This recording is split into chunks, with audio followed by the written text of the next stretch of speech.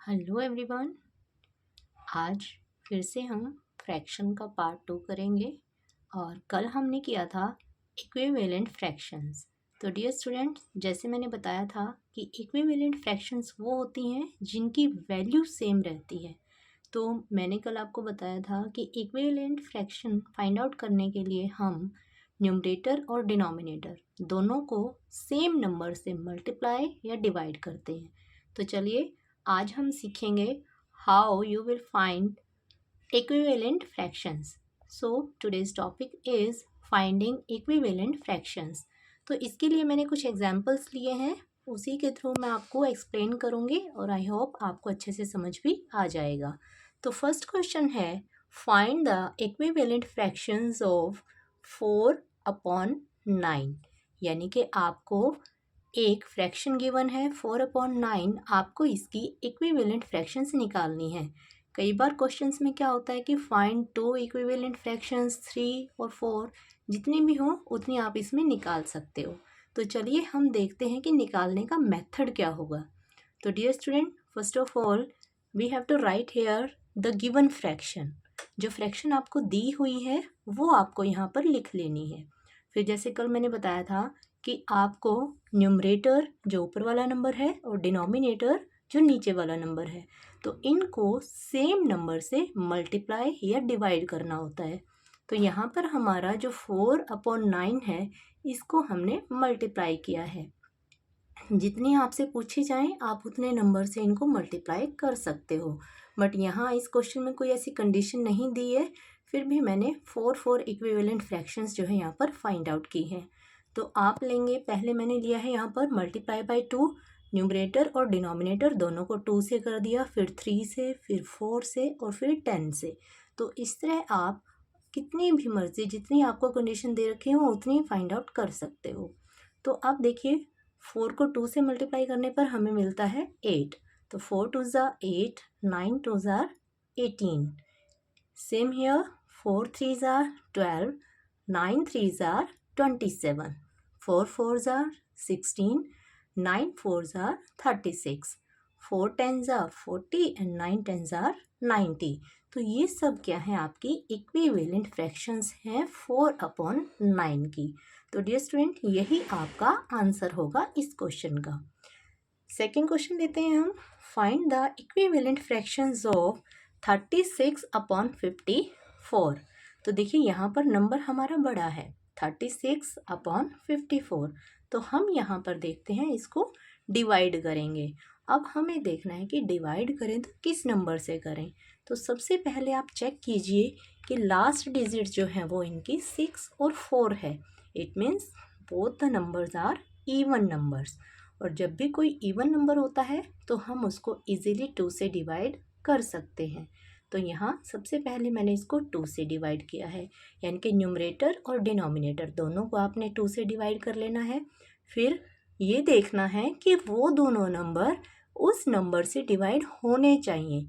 ऐसा नहीं है कि जैसे मान लीजिए अगर आप यहाँ पर 4 ले लेते हैं, क्योंकि 36 जो है वो 4 से डिवाइड हो जाएगा, 4 9 आर 36, बट 54 जो है वो 4 से डिवाइड नहीं होगा। तो हम यहाँ पर 4 नहीं ले सकते। तो फिर से मैं रिपीट करना चाहूँगी कि डियर स्टूडेंट्स, अगर आपको मैथ्स सीखना है तो टेबल्स ज़रूर रिवाइज करने ही पड़ेंगे, चाहे वो मल्टीप्लिकेशन हो, डिवीज़न हो, फ्रैक्शन हो, हर चीज़ में आपको टेबल्स आने ज़रूरी हैं। क्योंकि आप कितने टेबल्स लिख सकते हो, अगर क्वेश्चन सॉल्व करोगे तो कितने टेबल लिख लिख के देखोगे कि ये नंबर उस टेबल में आ रहा है या नहीं आ रहा है। तो इसलिए आपको टेबल्स जो है वो टिप्स पर होने चाहिए, तभी आपको एकदम से पता चलेगा कि हाँ ये नंबर है जो जिससे मैं इन दोनों नंबर को डिवाइड कर सकता हूँ या कर सकती हूँ। ठीक है, तो चलिए अब स्टार्ट करते हैं। तो पहले मैंने यहाँ पर लिया है 2 से डिवाइड किया है इनको। 2 से हम डिवाइड करते हैं तो 18 2 ज़ा 36। मैं यहाँ पर डिवाइड नहीं करके दिखाऊंगी, क्योंकि आप चाहो तो रफली इसको डिवाइड करके देख सकते हो। टेबल्स आते होंगे तो आप इसको ऑरली भी कर पाओगे। इसके बाद मैंने इसको लिया है 36/54 को 3 से डिवाइड किया है। अब देखिए डिवाइड करते हैं, 3 1 ज़ा 3, 3 2 ज़ा 6, तो 12 हो गया। 3 1 ज़ा, तो यहाँ बच जाते हैं हमारे 2, रिमाइंडर 2 बचता है तो 24 बन जाएगा। 3 8 ज़ा 24। या अगर आपको 18 का टेबल आता हो तो आप कर सकते हैं 18 3 ज़ा 54, 12 3 ज़ा 36। Same as 36 upon 54 I am dividing here with 9, तो 9 4 ज़ा 36, 9 6 ज़ा 54। Same 36 upon 54 I am dividing here with 6, 6 6 ज़ा 36, 6 9 ज़ा 54। तो डियर स्टूडेंट्स, अगर आपको equivalent fractions of 36 upon 54 find out करनी है तो आप इन नंबर से डिवाइड कर सकते हैं। मैंने फिर से यहाँ पर 4 इक्विवेलेंट फ्रैक्शंस जो है वो आपको सॉल्व करके दी हैं। तो हम कह सकते हैं 36 अपॉन 54 इज इक्वल टू, यानी कि 18 27, 12 upon 18, 4 upon 6, 6 upon 9 are equivalent fractions. ठीक है, तो इसके बाद हमें देखना है कि क्या कई बार हमें फ्रैक्शंस दे रखी होती हैं और हमें फाइंड आउट करना होता है कि वो फ्रैक्शंस इक्विवेलेंट हैं भी या नहीं। तो इसके लिए भी एक फॉर्मूला होता है। तो ये टॉपिक है हमारा चेक फॉर इक्विवेलेंट फ्रैक्शंस, यानी कि आप कैसे चेक कर सकते हैं कि कोई फ्रैक्शन आपकी इक्विवेलेंट है या नहीं। तो इसके लिए फिर से मैंने एक क्वेश्चन दिया है यहाँ पर, check whether the following fractions are equivalent fractions और नॉट। तो यहाँ पर मैंने दो पार्ट लिए हैं, एक है हमारा 3 upon 10 and 15 upon 50। Second part है हमारा 6 अपॉन 9 एंड 11 अपॉन 8। तो इन पार्ट को सॉल्व करने के लिए हमें इनके लिए करना होता है क्रॉस मल्टीप्लाई। तो आपको पता होना चाहिए कि क्रॉस मल्टीप्लाई होता क्या है। क्रॉस मल्टीप्लाई का मतलब होता है कि जो दो फ्रैक्शंस हमें गिवन है उनके न्यूमरेटर और डिनोमिनेटर अपोजिट नंबर्स को आपस में मल्टीप्लाई करना। तो यहाँ हम क्रॉस मल्टीप्लाई कर रहे हैं। 3 को हमने मल्टीप्लाई किया है 50 से और 10 को मल्टीप्लाई किया है 15 से। अब अगर दोनों की मल्टीप्लिकेशन यानी कि दोनों का प्रोडक्ट सेम आ जाता है, जैसे हमने 3 को 50 से मल्टीप्लाई किया तो 150, 3 5 ज़ा 15, 0 की 0, 15 10 ज़ा 150। तो both the sides are equal, it means both the fractions are equivalent fractions. तो चलिए अब हम सेकेंड पार्ट देखते हैं। सेकेंड पार्ट में हमें गिवन है 6 अपॉन 9 एंड 11 अपॉन 18। तो यहाँ भी हम सेम मेथड अप्लाई करेंगे, क्रॉस मल्टीप्लाई। तो क्रॉस मल्टीप्लाई के लिए हम क्या करेंगे, एक न्यूमरेटर लेंगे और सेकंड फ्रैक्शन का डिनोमिनेटर लेंगे, उन दोनों को आपस में मल्टीप्लाई कर देंगे। सेम फर्स्ट फ्रैक्शन का हमने डिनोमिनेटर ले लिया, सेकंड का हमने न्यूमरेटर ले लिया, तो दोनों को हम मल्टीप्लाई करते हैं। तो 6 18 मल्टीप्लाई करेंगे, 18 6 जा, यहाँ भी देखिए आपको टेबल आना बहुत ज़रूरी है। 18 6 जा 108 एंड 11 9 जा 99। यहाँ देखिए मैंने इक्वल को क्रॉस किया है, इसका मतलब क्या है कि ये दोनों आंसर, दोनों प्रोडक्ट जो हैं वो सेम नहीं है। इस क्रॉस का मतलब यही है कि दोनों नंबर जो हैं वो इक्वल नहीं है। So the fractions are not equivalent fractions. Okay, तो डियर स्टूडेंट्स, इस तरह आप गिवन फ्रैक्शंस को इस मेथड से चेक कर सकते हो कि कौन सी फ्रैक्शन आपकी इक्विवेलेंट फ्रैक्शन है और कौन सी इक्विवेलेंट नहीं है।